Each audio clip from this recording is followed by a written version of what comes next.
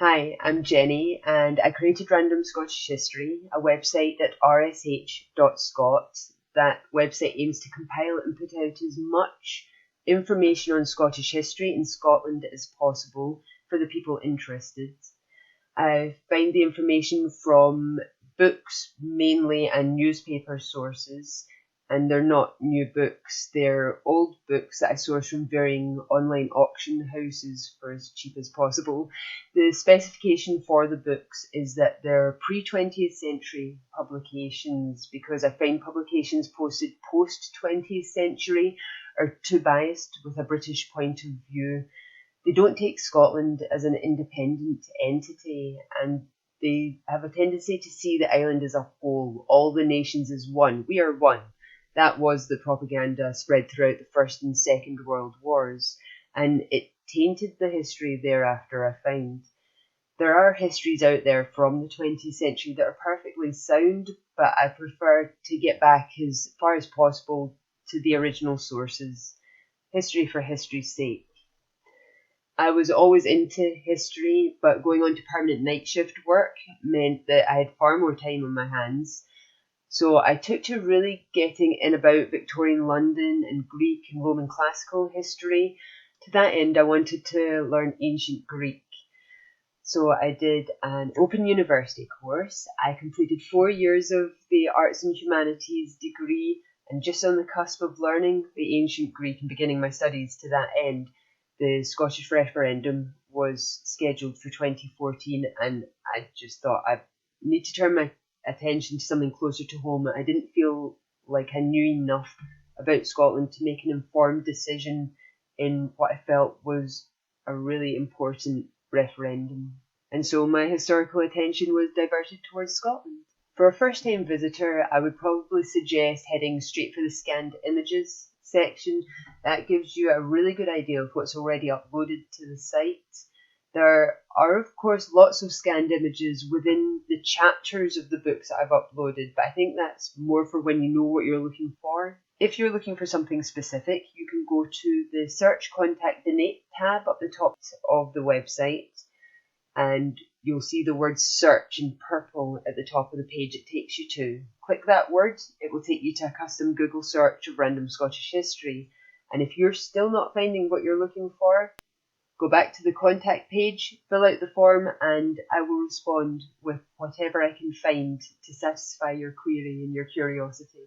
When I started reading the books that I was collecting, I knew I was finding information people weren't aware of. I hadn't heard talked about, I hadn't been taught it in school, etc. So I began typing up the sections that really grabbed me and that I found of interest, and I was posting them as screenshots to my Facebook profile. A friend, Bill, suggested that I set up the Random Scottish History Facebook page as a way to keep them all together in the one place. However, the information being JPEG screenshots meant that it wasn't searchable, and creating the website was with a view to solving that problem. To that end, I started from scratch with the books I had already gone through, and I typed up everything, including footnotes and appendices, because who was I to say what someone else might find of interest? Perhaps there were hidden gems that I had overlooked. Still being on permanent night shift employment means that the vast majority of my work is done after 11 p.m. Chambers Book of Days from 1886 means I have a new home page post every day, and it allows me to include previously posted, already uploaded information from a variety of sources in the In Other Sources section, which link to their respective chapters and pages should someone want to pursue that information or find out more about the excerpt that has been posted. It makes the information again contemporary to the site and can refresh people's memories of a thing. And if you're reading what I'm posting, then you know what I know. And it's nice to be aware of people out there who are on the same journey of discovering Scotland's history as I am. And I never know what the next book might offer or the perspective the author might take. There could be literally anything related, and that randomness is what makes it a fascinating journey to take. Occasional site updates are made to inform folk about any changes to the site and the recent offerings, both on the site and now on YouTube in the monthly Independence Live offerings. Our historical education in Scotland is very much British based, has a huge British bias. Everything has an Anglo-centric tint, but I'll talk a wee bit about that centralising tendency in a moment. What that tends to lead to is our learning about England's Henry VIII with his 6 wives, Elizabeth I of England coming up against the Spanish Armada, the 1666 Great Fire of London, but we're not taught the Scottish context of the thing. We're not taught who was on the Scottish throne at the same time as Henry VIII. We're not taught that the Spanish appealed to the Scots for aid against Elizabeth and that we were seriously considering helping them. We're not taught about the far more contemporary and closer to home 1824 Great Fire of Edinburgh, which was proportionally as destructive. I feel like it's a good thing to be bringing information to people who feel like they've missed out on it at school. And I know that there are so many of them out there by the responses that I get across varying social platforms online every time I'm posting information about anything that I've found.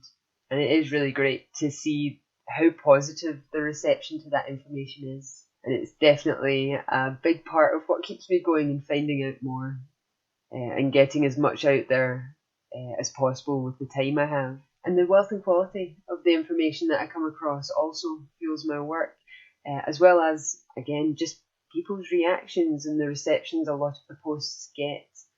Why would I not want to continue doing these things? Every so often someone will come to me with a query that ends up becoming a random Scottish history project.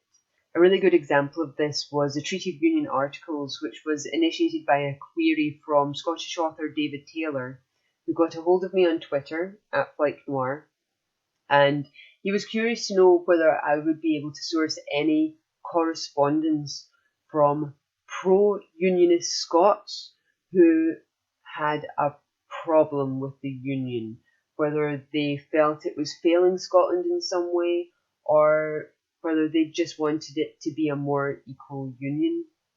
So they would have some kind of a grievance they were willing to share with people. And I told them I could absolutely do that. I headed straight for the British Newspaper Archive and scanned the papers from 1700 to 1900 across the British press and whittled those ones down to one that I felt told the story of how Scotland got itself into the Union and what came of that. We published the findings, again, in our first publication, Treaty of Union articles in 2019, and it's 99% written by Scots in favour of the British Union. But they weren't afraid to out its problems.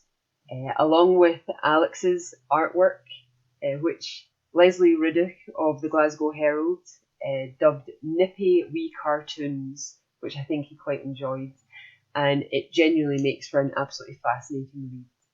Also the Scottish Railway incident, which was born of a query from random Scottish history patron Bob McAllister, who, while he was up collecting his copy of the Treaty of Union articles, was telling us about an ancestor who had met a really terrible end on the railway down Cambuslang Way, and he was wondering if I might be able to source more information on this incident.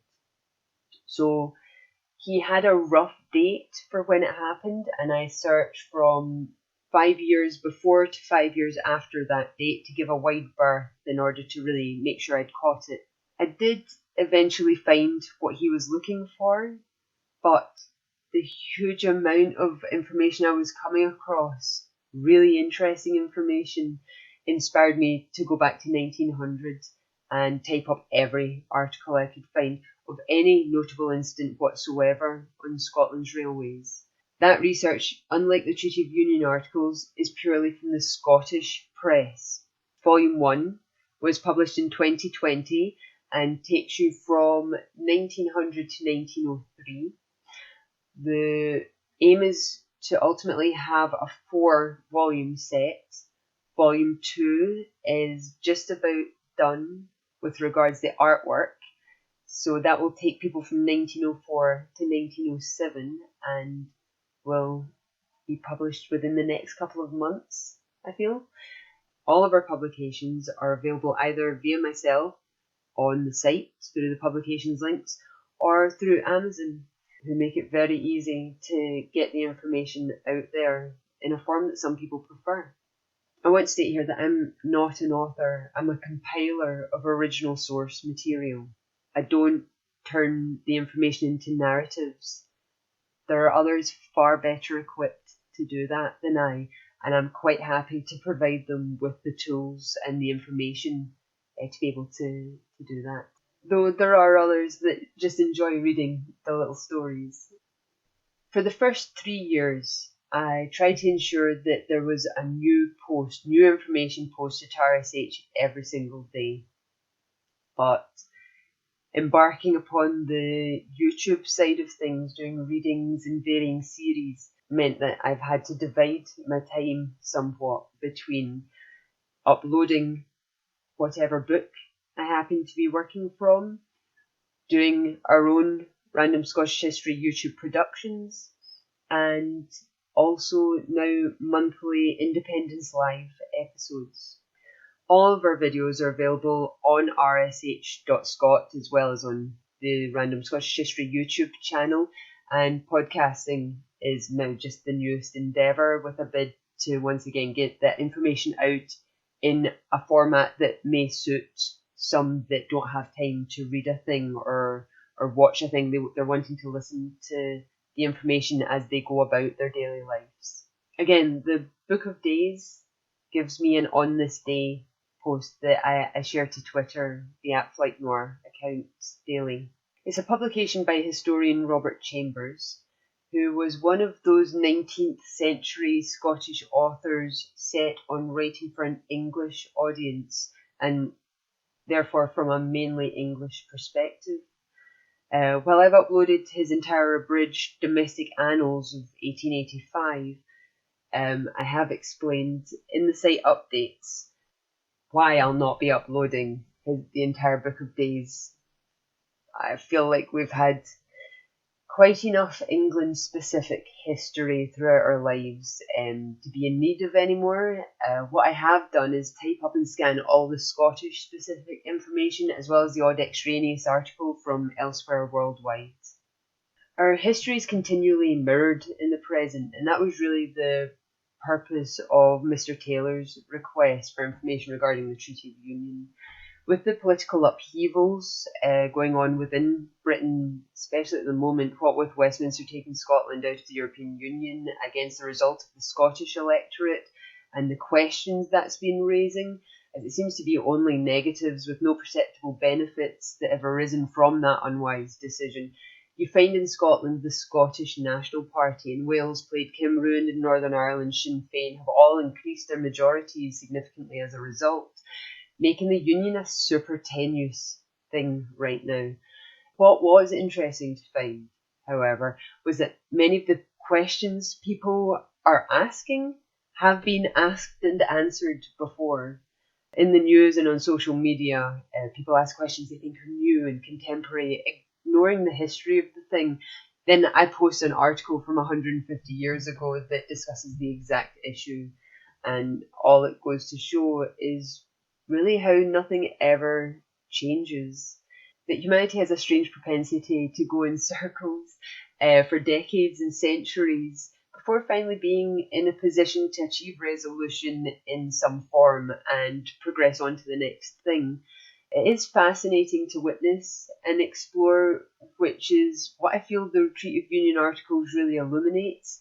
So I certainly feel as though it's important information for those seeking to use the information in a way that allows Scotland to progress through the mire just now in a positive way, even if it's just to help them determine their own voting intentions, no matter what it is that's on offer. A big issue that became super apparent in the mid-19th century was that of centralisation. The first article of the Treaty of Union itself states and makes very clear that anything involving both Scotland and England was to be termed Britain or British in all cases, especially within legislation and treaties enacted with other countries. There was a trend, however, amongst many of the English and with some anglicised Scots authorities who took to using England and English in place of Britain and British, that apparently to their minds England just stood for the whole. So insidious was it that the Reverend David McCrae had to go to the Dundee School Board in order to rail against this usage within Scottish history books published by Scottish publishers for use in Scottish schools. The examples that he gives almost makes the histories unintelligible and definitely confusing.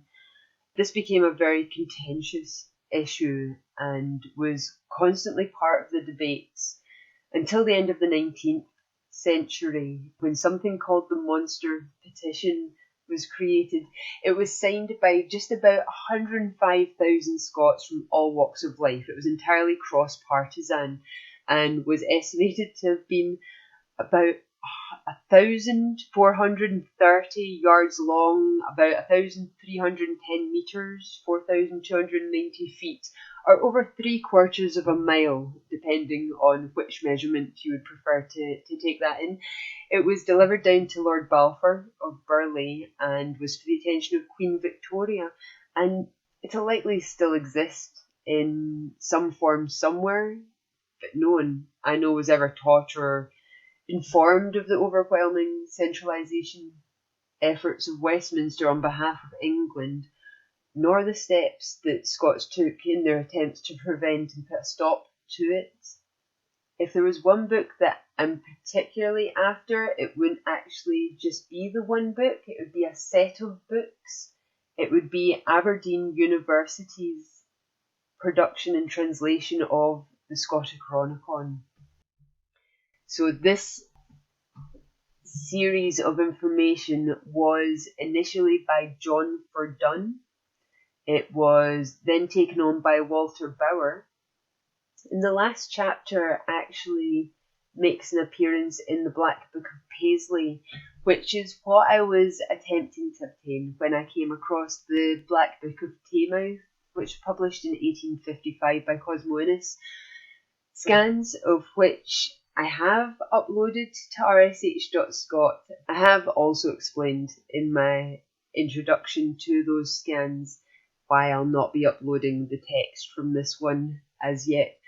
Innes's Sketches of Early Scotch History from 1861 has been typed up and uploaded in full. And when I say in full, he has almost more footnotes than chapter text. It's so full of information, it's absolutely brilliant. But he's another fairly Anglo-centric Scottish author. Random Scottish History began as a hobby and a personal project, though for a while now I've spent more of my available time on it than on anything else. No one is paying me to do this, and that wasn't the purpose of embarking upon this journey. We do have a Patreon at patreon.com/Random Scottish History, where people can subscribe and receive wee Random Scottish History goodies and hardback copies of all the main publications that we put out there. There's also ways that folk can donate to the project via PayPal and sites like Ko-fi to enable the purchase of books that I can upload for the masses and help with site costs. I've been unable to run the website for free for quite some time now, purely just due to the sheer amount of images that require to be uploaded. I feel the work I'm doing is important enough to merit my going this far, and that feeling is compounded with the reception it gets from people around the world. I think I am offering a good resource to those seeking the information. We're also looking to republish John F. Campbell's Gaelic Popular Tales of the West Highlands. This set I have is from 1890 to 1893.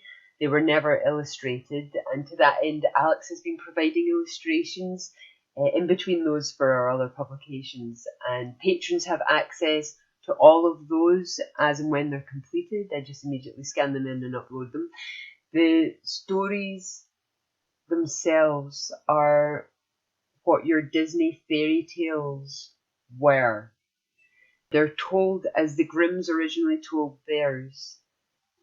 They don't pull their punches, they don't shirk from violence and delicate scenarios. So I'll be interested to see just how they come across to a modern audience. I love them. And to suit myself, I've asked Alex to also produce a series of illustrations that will lend themselves to a gory edition of the popular tales, because I'm that way inclined, and under the assumption that there are others out there of a similar mindset, I've made this version an available option to the top 2 tiers, Mormares and Legends on Patreon. There will be a fully family-friendly option, though it will be obviously on parents whether they want to read these stories to their children or not. The text, again, it's not your Disney fairy tales. There are other contributors to Random Scottish History. It's not just myself now. Alex, my husband, obviously produces artwork for the site and for our publications and for YouTube videos. That brightens things up a wee bit. Tam McCann also provided 2 articles for us on a couple of Glasgow cemeteries. We have the City Necropolis up by Glasgow Cathedral and the Eastern Necropolis or Janefield Cemetery not far from where we are here in Bridgeton. Also Tony, Lucky Dog Wilson, honorary patron and colleague of mine, created the Random Scottish History theme tune, which I freaking love. And you'll hear the excerpt of that before and after Random Scottish History videos, and you'll hear the entire thing prior to the Independence Live episodes every month. It becomes an earworm every time I hear it. I get it stuck in my head all the time. His wife, Chris, also reviewed the popular tales for us to ensure that the Gaelic dialogue was up to date and good to go. So that was super beneficial to us. That was a great help. We also have patron and colleague and fiddler extraordinaire Paul Burns has begun contributing to Random Scottish History with his reproductions of old Scottish music. The first of which was Greystiel, which I was always really intrigued by since I saw the sheet music reproduced in Chambers' Book of Days. And he has reproduced it now for us, and it keeps getting stuck in my head whenever I hear it. I think it's a cracking track. It is said to be for certain as old as 1627 and presumed to be traditional from at least 1497. So a 15th century track that Paul's brought back for us to be able to hear. His efforts have been a really wonderful addition to the site, which can be seen from the amount of downloads they've had. Others that can be very much considered contributors are those who've approached me with queries that have led to extended projects resulting in publications, such as David Taylor for the Treaty of Union articles and Robert McAllister for the Scottish Railway incidents. Last but not least, my late friend and veritable knowledge storehouse, heraldry professor and fellow of the Society of Antiquaries of Scotland, Harry Hamilton, who inspired and encouraged me to form and add to the RSH collection and archive. And I owe a lot to him, as do fans and followers of Random Scottish History. Prior to the pandemic, our wee RSH team enjoyed getting out and about amongst folk. A good example of that was Mardi Gras in 2019. when we got right in amongst it in rainbow unicorn onesies. A video made up of bits of that day is available on the site, as is the Pride in Scottish History post, researched from, again, the British Newspaper Archive, suggested by a patron and team member who unfortunately wishes to remain anonymous, so I can't out them as the contributor they are. I'd like to thank my patrons especially, and those who've donated to help me with costs for everything random Scottish history related, donated books to the cause, or even donated bottles of whiskey. You guys are the best of people. Your enthusiasm and encouragement means absolutely everything to me. Also, all those who give any amount of their own time to follow, read, listen, watch a thing, peruse the site at all. It's literally the fact that you're all out there that keeps me going and makes this such a worthwhile endeavour to pursue. So anyone out there interested in anything to do with Scotland and her history, give the site a wee visit. Do it. You know you want to. So, from me and Azarakat, who's deigned join us again, we may see you for the next one. Take care.